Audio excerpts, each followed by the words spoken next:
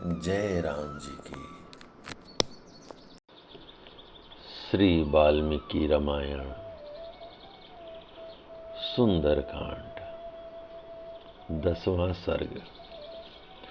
हनुमान जी का अंतःपुर में सोए हुए रावण तथा गाढ़ निद्रा में पड़ी हुई उसकी स्त्रियों को देखना तथा मंदोदरी को ही सीता समझ लेना। वहां इधर उधर दृष्टिपात करते हुए हनुमान जी ने एक दिव्य एवं श्रेष्ठ वेदी देखी जिस पर पलंग बिछाया जाता था। वह वेदी स्फटिक मणि की बनी हुई थी और उसमें अनेक प्रकार के रत्न जड़े गए थे।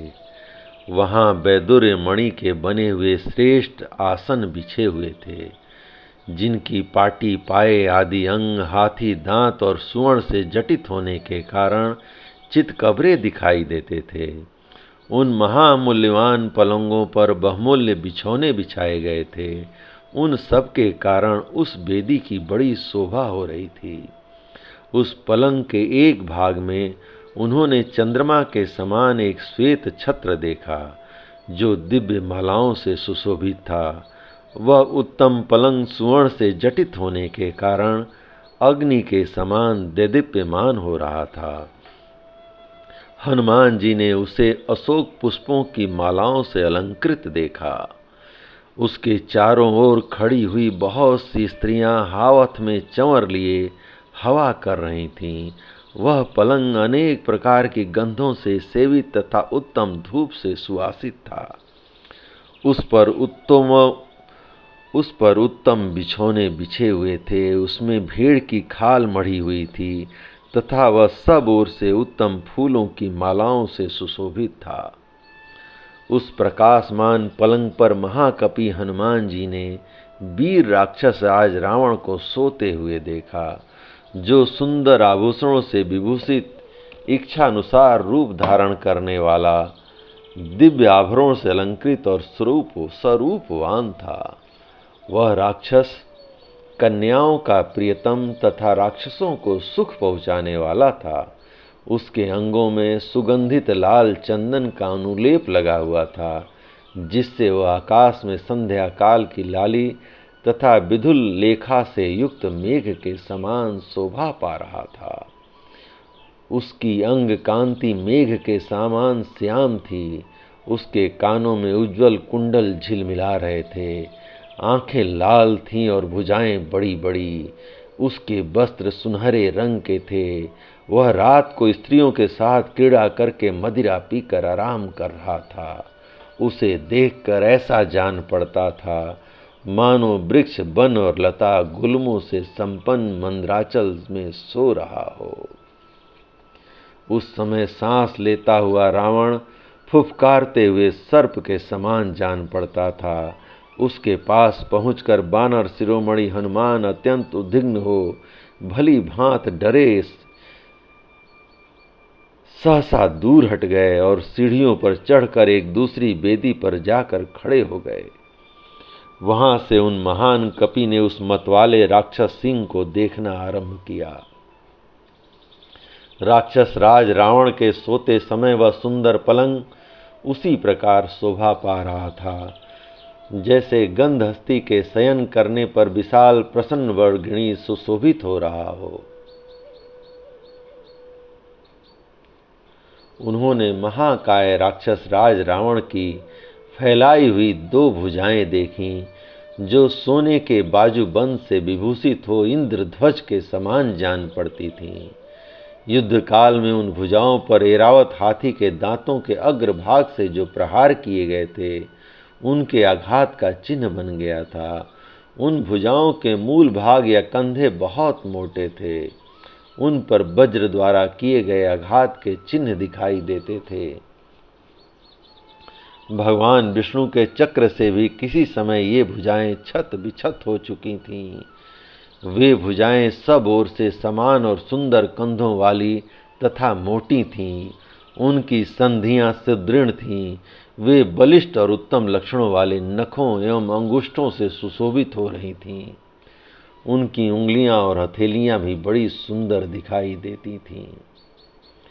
वे सुगठित एवं पुष्ट थीं, परिघ के समान गोलाकार तथा हाथी के सुंड दंड की भांति चढ़ाव उतार वाली एवं लंबी थीं। उस उज्ज्वल पलंग पर फैली वे बाहें 5-5 फन वाले 2 सर्पों के समान दृष्टिगोचर होती थीं। खरगोश के खून की भांति लाल रंग के उत्तम सुशीतल एवं सुगंधित चंदन से चर्चित हुईं। वे भुजाएं अलंकारों से अलंकृत थीं। सुंदरी युवतियां धीरे धीरे उन बाहों को दबा रही थीं। उन पर उत्तम गंध द्रव्य का लेप हुआ था। वे यक्ष, नाग, गंधर्व, देवता और दानव सभी को युद्ध में रुलाने वाली थीं। कपिवर हनुमान ने पलंग पर पड़ी हुई उन दोनों भुजाओं को देखा। वे मंदराचल की गुफा में सोए हुए 2 रोष भरे अजगरों के समान जान पड़ती थीं। उन बड़ी बड़ी और गोलाकार 2 भुजाओं से युक्त पर्वताकार राक्षस राज रावण 2 शिखरों से संयुक्त मंदराचल के समान शोभा पा रहा था। वहां सोए हुए राक्षस राज रावण के विशाल मुख से आम और नाग केसर की सुगंध से मिश्रित, मौलसिरी के सुवास से सुवासित और उत्तम अन्न रस से संयुक्त तथा मधुपान की गंध से मिली हुई सौरभ युक्त सांस निकल रही थी। वह उस सारे घर को सुगंध से परिपूर्ण सा कर देती थी। उसका कुंडल से प्रकाशमान मुखारबिंद अपने स्थान से हटे हुए तथा मुक्तामणि से जटित होने के कारण विचित्र आभा वाले सुवर्णमय मुकुट से और भी उद्भासित हो रहा था। उसकी छाती लाल चंदन से चर्चित, हार से सुशोभित, उभरी हुई तथा लंबी चौड़ी थी। उसके द्वारा उस राक्षस राज के संपूर्ण शरीर की बड़ी शोभा हो रही थी। उसकी आंखें लाल थी। उसकी कटी के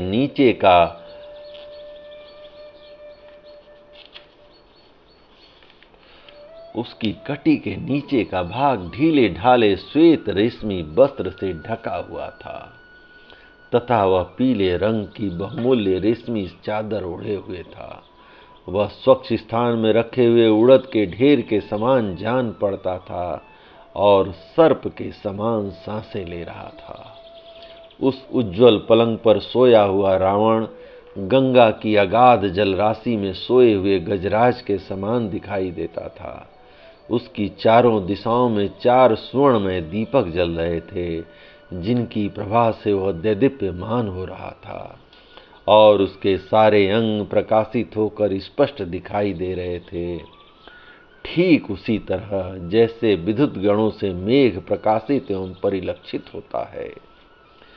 पत्नियों के प्रेमी उस महाकाय राक्षस राज के घर में हनुमान जी ने उसकी पत्नियों को भी देखा, जो उसके चरणों के आसपास ही सो रही थीं।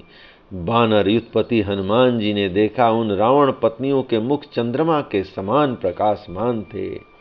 वे सुंदर कुंडलों से विभूषित थीं तथा ऐसे फूलों के हार पहने हुए थीं जो कभी मुरझाते नहीं थे।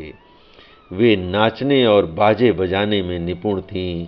राक्षस राज रावण की बाहों और अंक में स्थान पाने वाली थीं तथा सुंदर आभूषण धारण किए हुए थीं। कपिवर हनुमान ने उन सबको वहां सोता देखा। उन्होंने उन सुंदरियों के कानों के समीप हीरे तथा नीलम से जड़े हुए सोने के कुंडल और बाजूबंद देखे।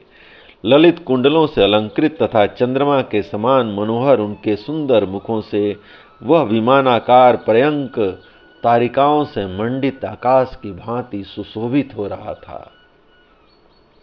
क्षीण कटी प्रदेश वाली वे राक्षस राज की स्त्रियां मद तथा रति क्रीड़ा के परिश्रम से थक कर जहां तहां जो जिस अवस्था में थीं वैसे ही सो गई थीं।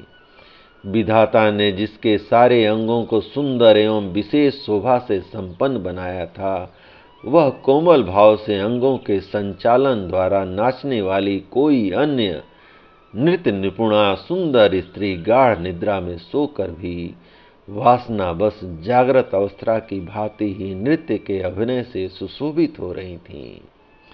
कोई वीणा को छाती से लगाकर सोई हुई सुंदरी ऐसी जान पड़ती थी मानो महानदी में पड़ी हुई कोई कमलिनी किसी नौका से हट गई हो। दूसरी कजरारे नेत्रों वाली भामनी कांख में दबे हुए मयंक लघु बाध विशेष के साथ ही सो गई थी। वह ऐसी प्रतीत होती थी जैसे कोई पुत्र बसला जननी अपने छोटे से शिशु को गोद में लिए सो रही हो। कोई सर्वांग सुंदरी एवं रुचिर कुचों वाली कामनी पटह को अपने नीचे रखकर सो रही थी, मानो चीरकाल के पश्चात प्रियतम को अपने निकट पाकर कोई प्रेयसी उसे हृदय से लगाए सो रही हो। कोई कमल लोचना युवती वीणा का आलिंगन करके सोई हुई सी ऐसी जान पड़ती थी, मानो काम भाव से युक्त कामनी अपने श्रेष्ठ प्रियतम को भुजाओं में भरकर सो गई हो। नियम पूर्वक नृत्य कला से सुशोभित होने वाली एक अन्य युवती विशेष प्रकार की वीणा को अंक में भरकर प्रियतम के साथ सोई हुई प्रेयसी की भांति निद्रा के अधीन हो गई थी। कोई मत वाले नयनों वाली दूसरी सुंदरी अपने सुवर्ण सदृश गौर कोमल पुष्ट और मनोरम अंगों से मृदंग को दबाकर गाढ़ निद्रा में सो गई थी। नशे से थकी हुई कोई कृशोदरी अनिद्र सुंदरी रमणी अपनी भुजा पासों के बीच में स्थित और कांख में दबे हुए प्रणव के साथ ही सो गई थी। दूसरी स्त्री डिडिम्ब को लेकर उसी तरह उससे सटी हुई सो गई थी, मानो कोई भामनी अपने बालक पुत्र को हृदय से लगाए हुए नींद ले रही हो। मदिरा के मद से मोहित हुई कोई कमल नयनी नारी आडंबर नामक बाध्य को अपनी भुजाओं के आलिंगन से दबाकर प्रगाढ़ निद्रा में निमग्न हो गई थी। कोई दूसरी युवती निद्रा बस जल से भरी हुई सुराही को लुढ़काकर भीगी अवस्था में ही बेसुध सो रही थी। उस अवस्था में वह बसंत ऋतु में विभिन्न बण के पुष्पों की बनी और जल के छींटों से सींची हुई माला के समान प्रतीत होती थी। निद्रा के बल से पराजित हुई कोई अबला सुवर्णमय कलश के समान प्रतीत होने वाले अपने कूचों को दोनों हाथों से दबाकर सो रही थी। पूर्ण चंद्रमा के समान मनोहर मुख वाली दूसरी कमल लोचना कामनी सुंदर नितंब वाली किसी अन्य सुंदरी का आलिंगन करके मद से विवल होकर सो गई थी। जैसे कामनियां अपने चाहने वाले कामुकों को छाती से लगाकर सोती हैं, उसी प्रकार कितनी ही सुंदरियां विचित्र विचित्र बाध्यों का आलिंगन करके उन्हें कूचों से दबाए सो गई थीं। उन सबकी सैयाओं से पृथक एकांत में बिछी हुई सुंदर सैया पर सोई हुई एक रूपवती युवती को वहां हनुमान जी ने देखा। वह मोती और मणियों से जड़े हुए आभूषणों से भली भांत विभूषित थी और अपनी शोभा से उस उत्तम भवन को विभूषित कर रही थी। वह गोरे रंग की थी, उसकी अंग कांति सुवर्ण के समान दमक रही थी। वह रावण की प्रियतमा और उसके अंतःपुर की स्वामिनी थी। उसका नाम मंदोदरी था। वह अपने मनोहर रूप से सुशोभित हो रही थी। वही वहां सो रही थी। हनुमान जी ने उसी को देखा। रूप और यौवन की संपत्ति से युक्त और वस्त्र आभूषणों से विभूषित मंदोदरी को देखकर महाबाहु पवन कुमार ने अनुमान किया कि ये ही सीता जी हैं। फिर तो ये बानर युद्धपति हनुमान महान हर्ष से युक्त हो आनंद मग्न हो गए। वे अपनी पूंछ को पटकने और चूमने लगे। अपनी बानरों जैसी प्रकृति का प्रदर्शन करते हुए आनंदित हो खेलने और गाने लगे। इधर उधर आने जाने लगे। वे कभी खम्भों पर चढ़ जाते और कभी पृथ्वी पर कूद पड़ते थे। जय राम जी की। इस प्रकार श्री वाल्मीकि निर्मित आर्ष रामायण आदि काव्य के सुंदर कांड का 10वां सर्ग प्रभु श्री राम की कृपा से पूर्ण हुआ। जय राम जी की।